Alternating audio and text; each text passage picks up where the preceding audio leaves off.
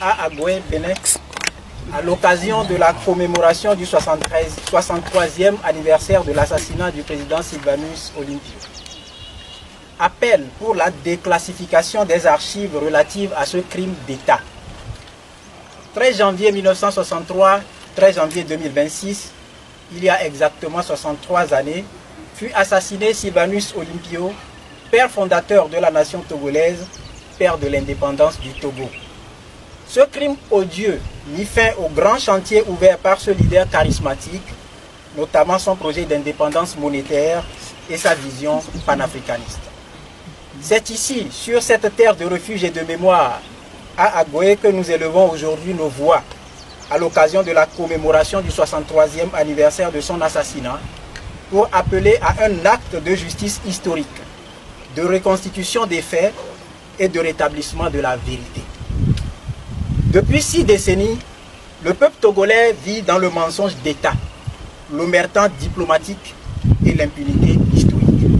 Ce crime commis aux premières heures de l'indépendance de la jeune République du Togo a brisé une trajectoire de souveraineté, de dignité et de développement. Il a ouvert la voie à un cycle de violence, de coups d'État, de coups de force et instauré une dictature qui se perpétue jusqu'à ce jour. Il est inadmissible que, 63 ans après, le peuple togolais, l'opinion nationale et internationale ne sachent toujours pas la vérité sur les auteurs, les commanditaires, les complices et les motivations réelles de cet assassinat.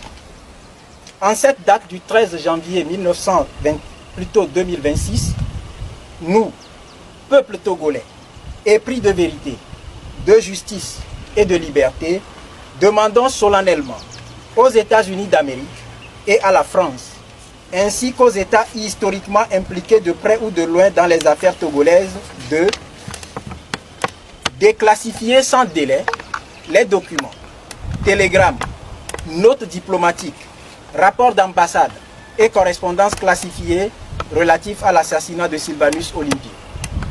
De mettre en place une commission mixte pour mener une enquête indépendante et internationale et faire la lumière sur le rôle des puissances extérieures au Togo dans ce crime.